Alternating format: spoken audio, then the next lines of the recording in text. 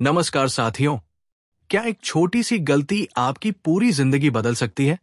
सोचिए, अगर आपने अपने सबसे अच्छे दोस्त का भरोसा तोड़ दिया हो, किसी ऐसे रिश्ते में पड़ गए हो जो नहीं होना चाहिए था, या फिर कोई ऐसा मौका गवा दिया हो जो आपकी तकदीर बदल सकता था। The 3 mistakes of my life ऐसी ही 3 गलतियों की कहानी है जो दोस्ती, सपनों और विश्वासघात के इर्द गिर्द घूमती है। ये कहानी प्यार, लालच और धर्म के टकराव में फंसे 3 दोस्तों की जिंदगी को पूरी तरह बदल देती है।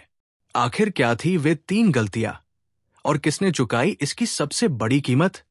जानने के लिए बने रहिए। इस किताब का सबसे पहला अध्याय है द बिगिनिंग। कहानी अहमदाबाद के एक युवा गोविंद पटेल से शुरू होती है, जो एक बड़ा बिजनेसमैन बनना चाहता है।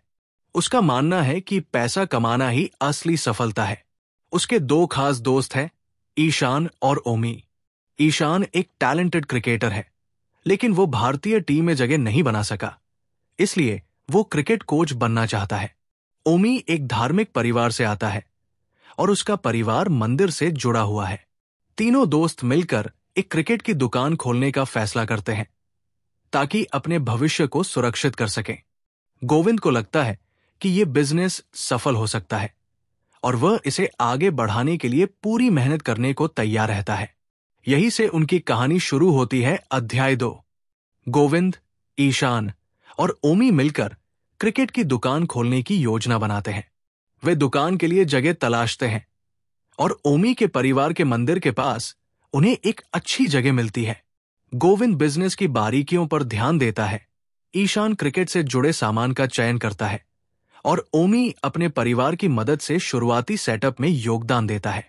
शुरुआत में दुकान अच्छा प्रदर्शन करती है, लेकिन गोविंद को उम्मीद से ज्यादा मुनाफा चाहिए।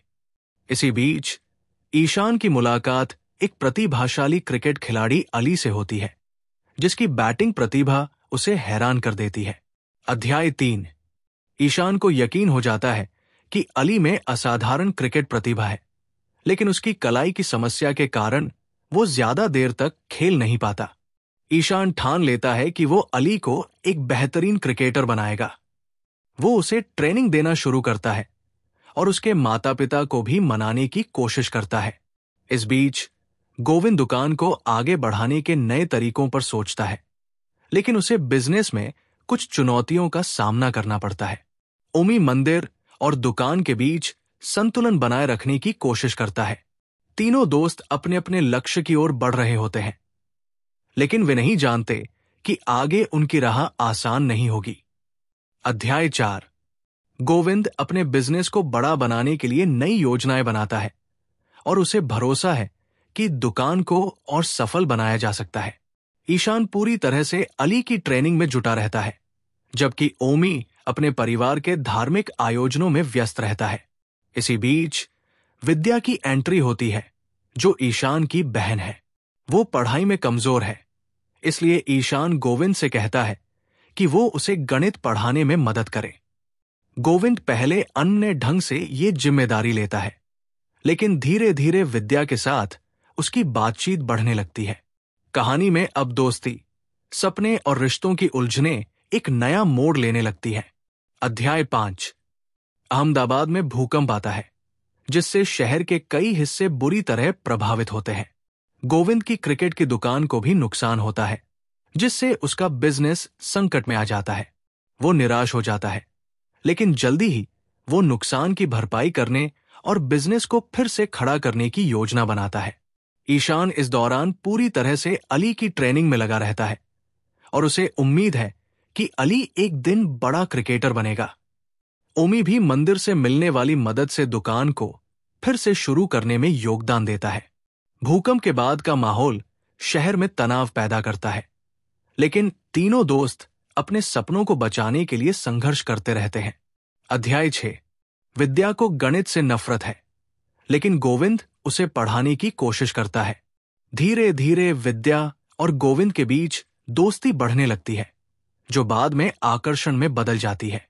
विद्या खुले विचारों वाली लड़की है, जबकि गोविंद अपने भविष्य और बिजनेस को लेकर गंभीर है। दोनों के बीच मुलाकातें बढ़ती हैं, लेकिन गोविंद को लगता है कि ये गलत है क्योंकि वो ईशान की बहन है।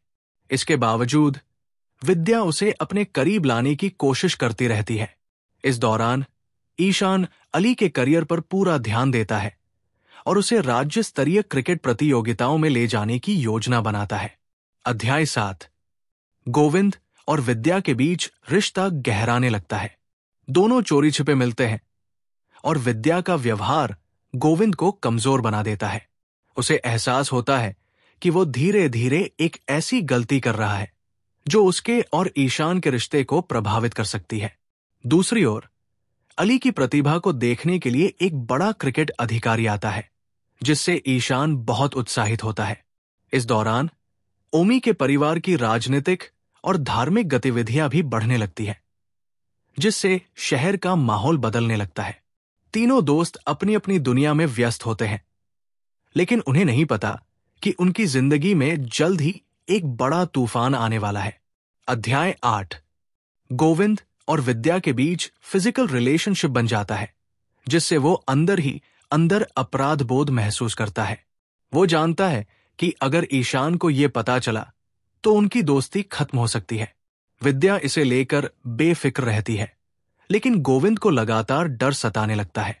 इस बीच शहर में धार्मिक तनाव बढ़ने लगता है और ओमी का परिवार इस माहौल में गहराई से शामिल हो जाता है।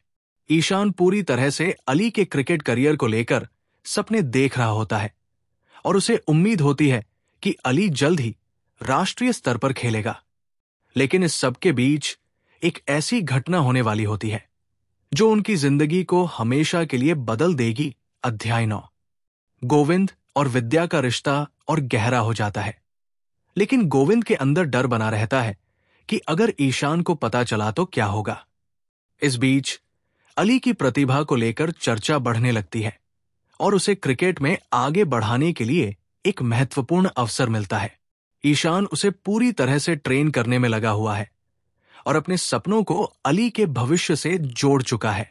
दूसरी ओर शहर का माहौल बिगड़ता जा रहा है और ओमी का परिवार राजनीतिक और धार्मिक गतिविधियों में ज्यादा शामिल होने लगा है। ओमी के चाचा हिंदू संगठन से जुड़े होते हैं और उनका प्रभाव बढ़ रहा होता है, जिससे शहर में तनाव बढ़ने लगता है।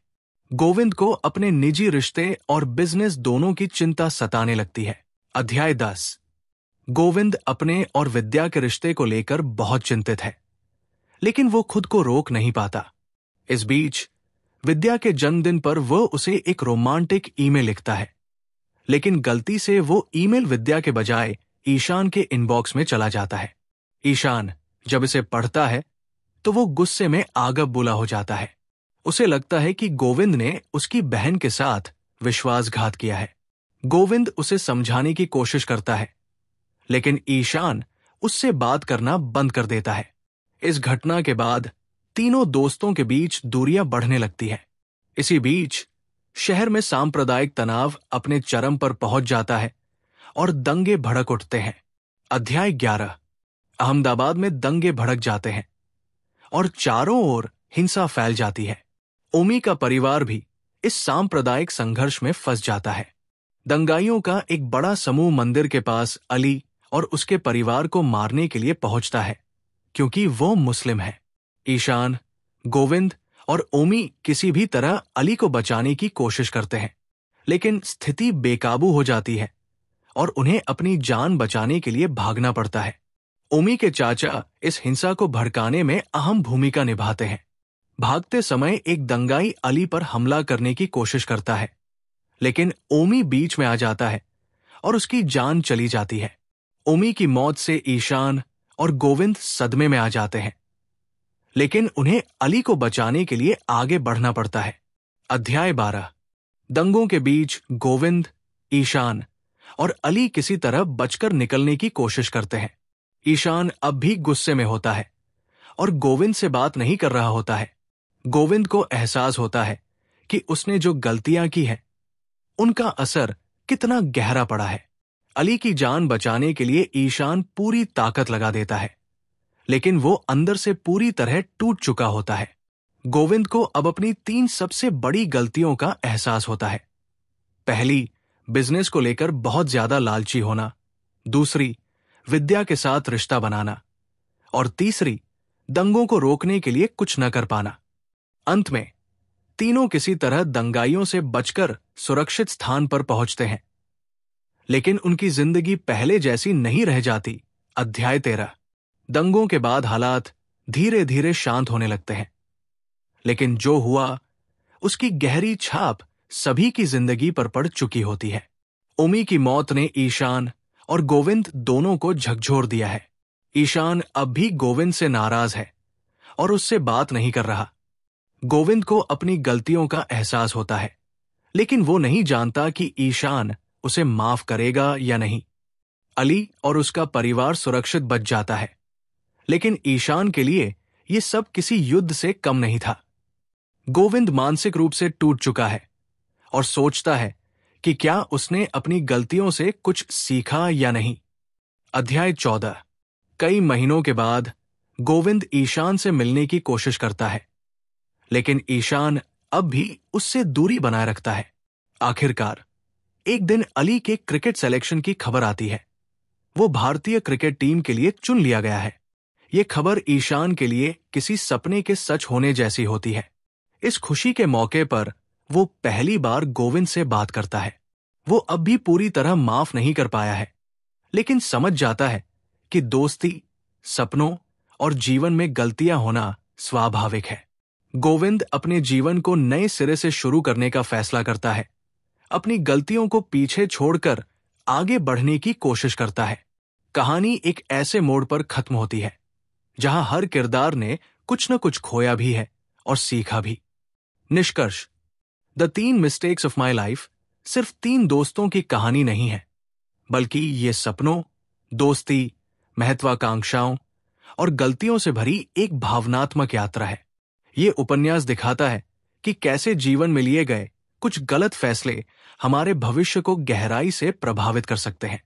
गोविंद की 3 बड़ी गलतियां, अत्यधिक लालच, दोस्त की बहन के साथ रिश्ता और दंगों को रोकने के लिए कुछ न कर पाना, उसके जीवन को बदल देती है। ईशान का क्रिकेट के प्रति जुनून, ओमी की दोस्ती के लिए दी गई कुर्बानी और अली का असाधारण टैलेंट इस कहानी को और भी गहराई देते हैं।